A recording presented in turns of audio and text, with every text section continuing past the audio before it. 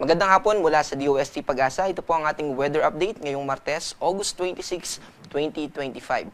Yung minomonitor natin na low pressure area ay nananatili dito sa coastal waters ng Siruma, Camarines Sur. At nakikita natin sa ating analysis na magpapatuloy ito na low pressure area at babaybayin niya yung eastern coast ng Quezon Province. At meron tayong dalawang scenario na nakapaloob dito sa low pressure area na ito. Yung unang scenario ay magdi-dissipate ito o malulusaw siya dito sa katubigan natin sa east coast ng Quezon Province at magkakaroon tayo ng isa pang low pressure area dito naman sa West Philippine Sea. At yung pangalawa naman natin na scenario ay magta-traverse o dadaan itong low pressure area na ito at mananatiling siya yung weather system na pupunta dito sa West Philippine Sea. Ang magiging main difference po lang po ng dalawang scenario natin ay kung mananatili itong low pressure area na ito or mawawala siya, magdi-dissipate siya at magkakaroon tayo ng bagong imomonitor na low pressure area. At dahil nga po dito sa low pressure area na minomonitor natin ay malaking bahagi ng Luzon ay magiging maulap at mataas ang tsansa ng mga pag-ulan. Kung isa-summarize po natin, buong Luzon ay magiging maulap at mataas ang tsansa ng pag-ulan dahil sa low pressure area except dito sa Mimaropa at ganoon din sa probinsya, sa southern provinces ng Bicol Region kasama yung Albay, Sorsogon, Masbate at Catanduanes. Samantala, dahil naman sa southwest monsoon na patuloy na umiiral o nakakaapekto sa ating bansa, ay magiging maulap din at mataas ang tsansa ng pag-ulan dito sa Visayas at ganoon din naman sa malaking bahagi ng Mindanao, except lang dito sa Davao Region. In short, buong Pilipinas po ay magiging maulap at mataas yung tsansa ng mga pag-ulan except sa Davao Region. Dahil yan sa pinagsamang epekto ng low pressure area at ng hanging habagat. At dahil nga po dito, ay meron tayong nakataas na weather advisory. Itong weather advisory po, ito yung amount ng pag-ulan na inaasahan natin from 5 p.m. this afternoon hanggang bukas ng 5 p.m. At dahil po dyan, meron tayong nakikita dito sa Quezon Province na posibleng umabot ng 100 to 200 millimeters na ulan yung ating mararanasan. At yung amount na yan ay katumbas niyan or ang ibig po sabihin niyan ay posible yung multiple mga numerous or multiple na mga pagbaha sa loob ng Quezon Province. At posible din yung landslide lalo na sa mga mountainous areas. At yung mga naka-highlight naman na dilaw, yan po yung 50 to 100 millimeters na kung saan posible naman yung mga localized floodings or yung mga flash floods. At yung mga hindi naman naka-highlight, magiging maulap pa rin yung ating kalangitan. Nandun pa rin yung mataas na tsansa ng pag-ulan pero hindi kasing taas ng mga nakataas dito sa ating weather advisory na may color yellow at orange. So yung mga nasa east coast ng Luzon, yan po ay dahil sa epekto ng low pressure area at yung nasa west coast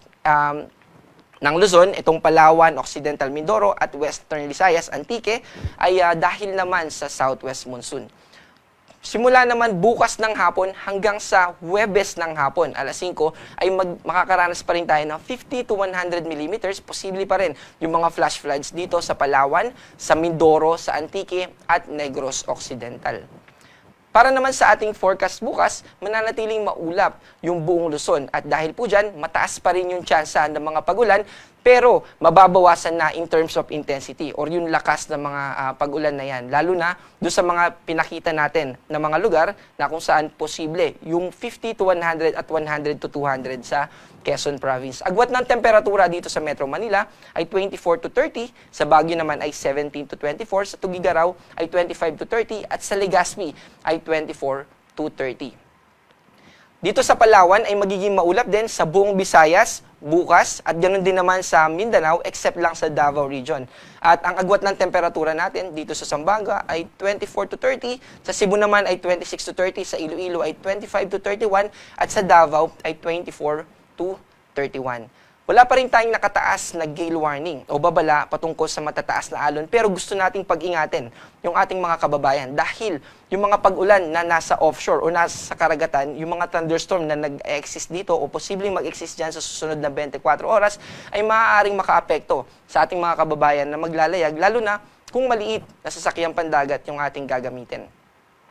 para sa ating 3-day weather outlook o yung inaasahan nating panahon sa susunod na 3 araw simula Huwebes hanggang sa Sabado.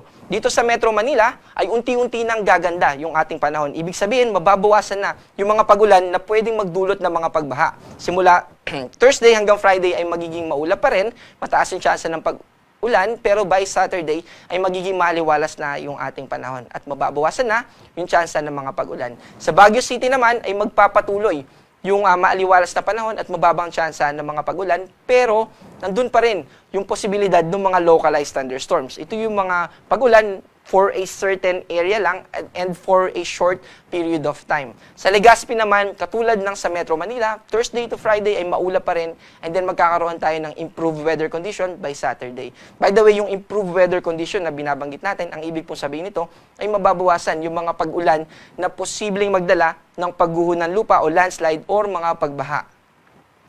Dito naman sa Metro Cebu, ganun din dito sa Iloilo City, from Thursday to Friday, magiging maulap po ang ating kalangitan.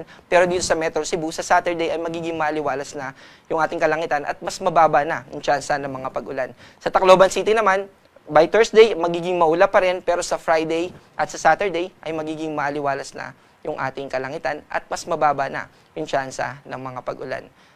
At para dito sa mga piling lugar natin sa Mindanao, dito sa Metro Davao, Cagayan de Oro City at Zamboanga City ay magpapatuloy na magiging maaliwalas ang ating kalangitan at mababa na yung tsansa ng mga pag-ulan. Pero gusto nating i-emphasize, kahit na yung thunderstorm ay posible lang for a short period of time, minuto hanggang 1 oras, pag umabot ng 2 oras, well-organized na yung clouds o yung mga kaulapan na nagpaulan dito. At yung mga ganong cases, posible pa rin na mag-trigger. Kahit na thunderstorm lang ito, posible pa rin ito na mag-trigger ng mga pagbaha. Kaya gusto pa rin natin paalalahanan yung ating mga kababayan at maging updated din tayo sa mga susunod na i-release pa na issuance and warnings ng Pag-asa. Meron din tayong pinapalabas na thunderstorm advisory at ganoon din naman yung heavy rainfall warnings natin from different Pag-asa offices. Sa Mindanao PRSD ay meron din po tayo. Ang ating araw ay lulubog mamayang 6:12 p.m. at muling sisikat bukas ng 5:44 ng umaga. Ako po si John Manalo, ang panahon ay nagbabago, kaya maging handa at alerto.